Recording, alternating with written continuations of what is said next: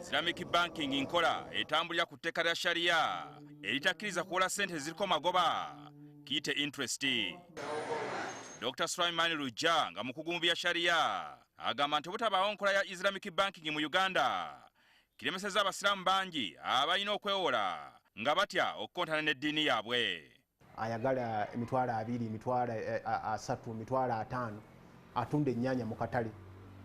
Tuba tetulina mateeka ga regulatinga institutions ezo okubeera nti ziprovidinga Islamic banking. Tulina abantu bangi nnyo nga ddala enzikiriza yaffe tetuganya tetukkiriza gamba nti tugenda okwewola ssente eziriko interest gye bayita riba.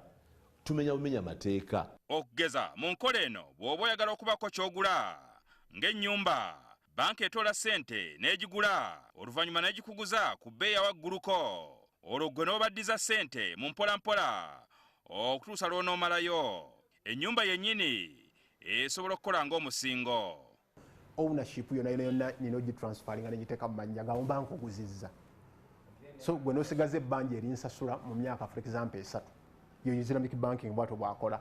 Nja kumaliriza nga ekyetaago omuntu kyafunye mu conventional banking kye kimu kyafunye mu Islamic banking. Islamic banking era erina enkola y'okugabana amagoba n'okufiirwa. Nga okugeza banka bwe kuwa ssente okukola bizinensi mukkanya ne mugabana amagoba agavuddemu.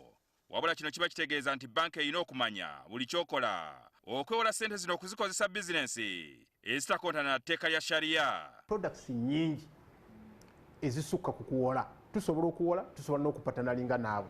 Products nyingi naye ezisinga obungi kati ng'ezo ez'okwegatta ez'emikago tuzitya nnyo okubeera nti tuzikola mu market season developing countries like Uganda, kubanga abantu moral hazards mbi, abantu tebasasula, abantu tebakuuma bitabo, abantu obwesigwa butono. Kyovula bange ezo ez'okupatanalinga ez'emikago tujja kukola ntono. Ku lw'okusooka lwa wiiki eno kabineeti yayisa ekiteeso wakolebwe ennongoosereza mu tteeka erifuga microfinance ne saako okukkiriza abantu okwewola mu nkola ya Islamic banking. Tujja kuba tuteekamu nti microfinance oba saako esobola nayo kuyitibwa banka, twongeremu n'ebya Islamic banking.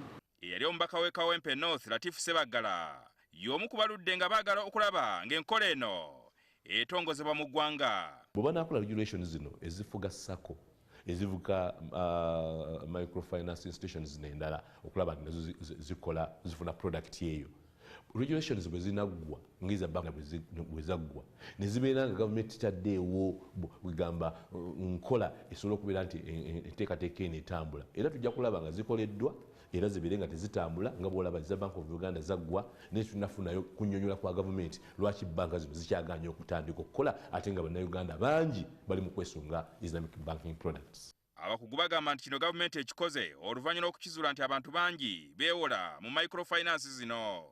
Era Daniel Baboneirwe atubuulidde kyasuubira etteeka lino okukyusa. Ndaba ejja kubeera nti microfinance ziriwo eziregistered zijja kugulawo products ezigendera kuki ku mitendera gya Islamic banking. Sigamba nti bajja kwawula nti eno line ya Islamic banking eno yaki n'abakolako Islamic banking, naye koodi yo gye banaateeka mu kompyuta yenna kwawula nti gwe oli ku product yaki ya Islamic banking. Mu 2018 gavumenti yayise etteeka lyerimu okuluŋŋamya banka ezaagala okutandika enkola eno, wabula nga butuukidde leero nga tennaba kujjumbirwa. Abatunduzi bagamba nti ebimu ku bilemesezza enkola eno muzimu ku banka kwe kutya nti eyinza okwettanirwa ennyo olwo emisoso mu nsasula okuba emitono. Olina okufevaringa muko kubanga alina population minority eri ey'abasiraamu ayagala nabo babeere nga basobola okwafoodinga obulamu.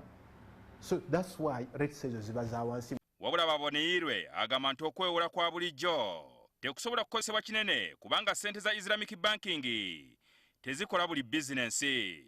Abasinga mu Uganda tetwagala nnyo omuntu kutunulira nnyo mu bizinesi yaffe, so kati tujja kusigala nga tukozesa mainstream banks. Ekirala ekikyalemesezza enkola eno kwe kubanga banka erina Islamic banking erina okubeera n'akakiiko ak'abakugu mu mateeka aga sharia abanekkenneenya okulaba nti omulimu oba bizinensi okwewola ssente tekontana na tteeka lya Buyisiraamu. Kati ekirindiriddwa kwe kulaba ddi ennongoosereza zino bwe zinaaleetebwa mu Paalamenti.